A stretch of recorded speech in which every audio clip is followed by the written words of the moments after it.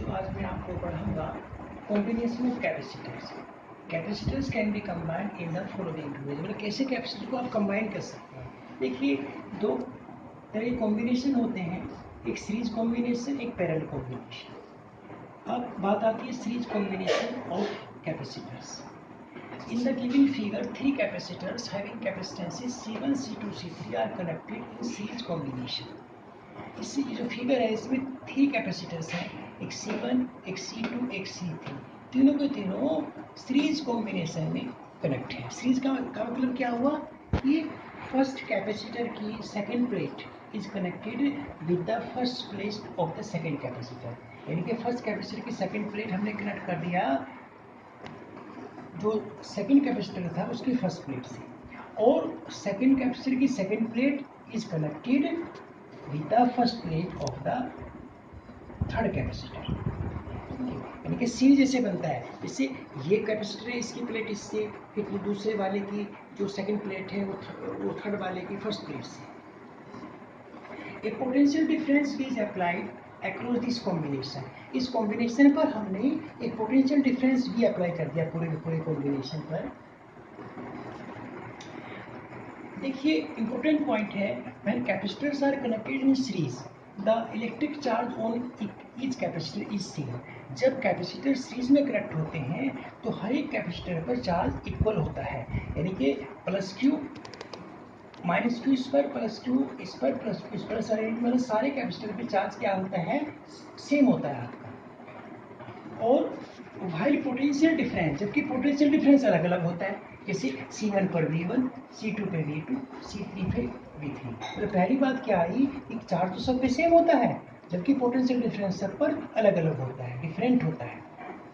और इन सब potential differences का सम is equal to the net applied potential difference, and the sum of all the potential differences on the capacitor is equal to the net applied potential difference। का मतलब हुआ कि सारे capacitors का जो पोटेंशियल डिफरेंस का सम होता है वो किसके इक्वल होता है, जितना पोटेंशियल डिफरेंस हमने उस कॉम्बिनेशन पे लगा रखा है। मतलब क्या हुआ कि V is equal to V1 plus V2 plus V3। इस V की वैल्यू किसके इक्वल होगी, V1 plus V2 plus V3। इस V में से कुछ पार्ट यहाँ आ जाएगा, उसको मैं V1 कह दिया, कुछ पार्ट C2 पे आ जाएगा, उसको V2 कह दिया, कुछ पार्ट कैपेसिटर C3 पे आ जाएगा, उसको मैंने V3 कह दिया।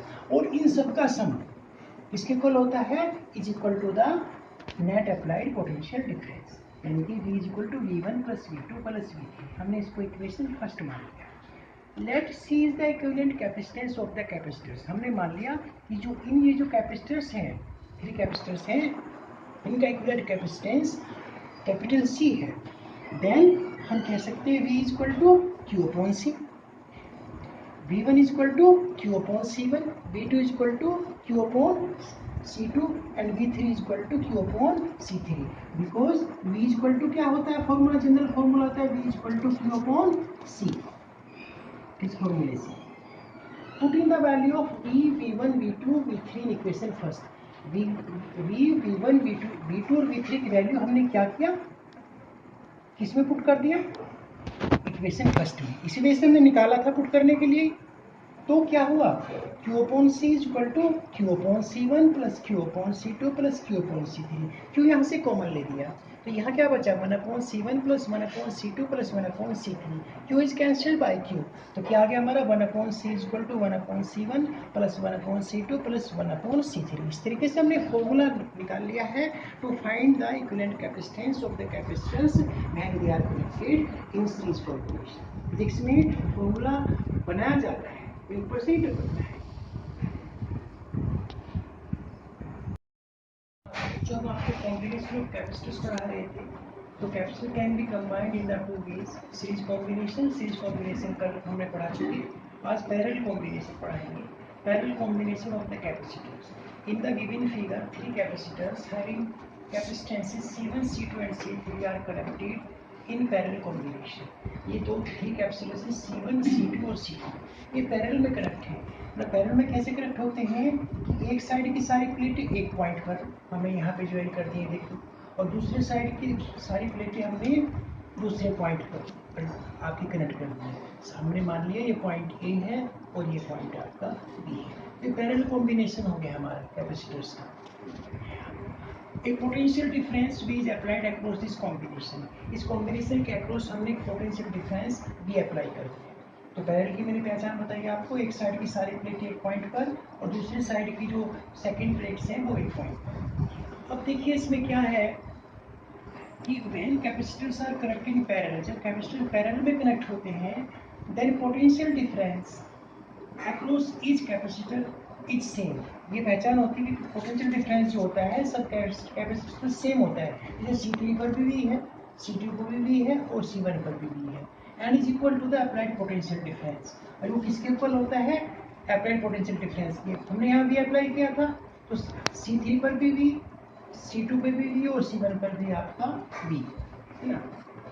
While the electric charge on each capacitor is different, जबकि सब कैपेसिटर में इलेक्ट्रिक चार्ज डिफरेंट होता है। ये C1 पर Q1 है, C2 पे Q2 है और C3 पे Q3, सब पे डिफरेंट। क्या पहचान होगी? पोटेंशियल डिफरेंस सेम और electric charge is different capacitors के ऊपर। और क्या होता है कि sum of all the charges, इन सब चार्जेस का sum is equal to the total charge. यहाँ पे टोटल चार्ज Q है, Q1 इसमें चला गया, Q2 इस पे आ गया और Q3 इस पे आ गया।